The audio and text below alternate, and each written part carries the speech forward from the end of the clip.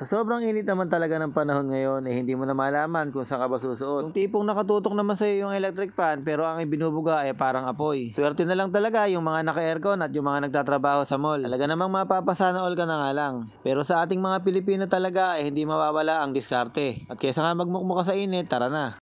Kaya nga bumili na agad ako ng Mr. Gulaman, 2 kulay ang aking pinili. Tutunawin ko lang yung Mr. Gulaman dito sa ating nakaprepare na tubig, 4 na cup lang ang aking ginamit. Hindi ko kasi type yung medyo malambot yung gulaman, kaya mas gusto ko yung medyo napipil mo talaga na pag ginagat mo yung gulaman, medyo manigas-nigas ng konti. Kagaya nga nung ginawa ko kanina sa kulay pulang gulaman, ganun din naman ang ginawa ko sa green. Eto nga at nakasalang na. At habang nakasalang nga yung ating mga gulaman, ito naman ay 1 kilong nata de coco. Ito naman ay titimplahan lang natin ng asukal na puti.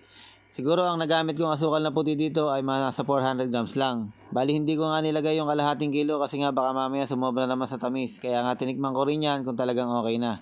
So pagka okay na sa panlasa mo, pwede na yan, hanguin mo na at palalamigin na natin yan. Iseset aside mo lang naman para lumamig. So ito at naluto na nga at lumamig na ng tuluyan yung ating gulaman kanina. Kaya naman gagawin natin dyan, chachap-chapin lang natin yan. Kaya naman kung gusto mo mag-chop na mag-chop, dyan mo na ilabas yung sama ng loob mo. Total, wala naman problema kung ano ba itsura ng pagkakagawa mo. So tapos na nga tayo maglabas ng sama ng loob, kaya nga ngayon ilalagay na natin dito sa isang lalagyan. So isang kasirola to na medyo malaki-laki para nga dito natin ihahaluin lahat.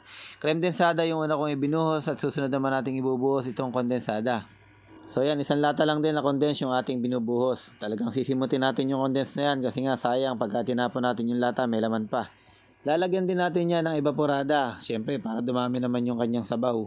Huwag nyo muna ibabash, baka sabihin nyo, sobrang tamis na naman, madadiabetes na naman tayo pagka ganyan. Ang ginagawa natin dito, dessert, hindi naman tayo nagsisigang para sabihin nyo na sobrang tamis naman yung niluluto ko. So, nagde-dessert ka, ibig sabihin, malaya kang kumain ng matatamis at wala kang iniinda na diabetic. Ayun, at nilagay na nga natin yung ating mga gulaman, yung kulay green at saka yung kulay pula. Ngayon naman, meron akong 1 cup na sago dito. Yung sago na nabili ko kanina, mas pinili ko yung may kulay na. Bali luto na yung sago na yan, nabibili sa palengke, gagawin nyo na lang, babanlawan nyo ng tubig mga 2 to 3 times para makasigurado kayo na malinis na. At susunod naman natin ditong ilalagay, syempre yung ating nilutong nata de coco kanina.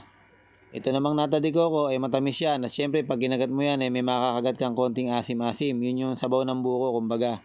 Kaya nga sabi ko sa inyo kanina, ibabash nyo na naman kasi sobrang tamis, pero isipin mo nga, nagmi-milk tea ka tapos 100% pa yung sugar na pinapalagay mo. At magpapa-extra ka pa ng pearl, ng tapioca, o diba? Kaya ito na nga at halos mapuno-puno yung isang kaserola natin. Sobrang dami, diba? Tapos nag-crush ako ng ice. Ayan at nilalagay ko nga dito sa ating kinrush na ice yung ating mga ginawang mixture. Kung titingnan mo talaga halos parang salad na nga yung ginawa ko. Pero wag kang mag-alala, pambahay lang naman yan at hindi pantinda. Pero kung gusto mo kumita, why not, diba? Kaya nga tawagin mo na yung kapitbahay mo, sabihin mo available sa'yo. Bukod nga sa nakapanood ka lang ng video, naging negosyo pa para sa'yo. O diba, san ka pa? Kaya ito na nga yung paraan para maibsan yung sobrang init ng panahon.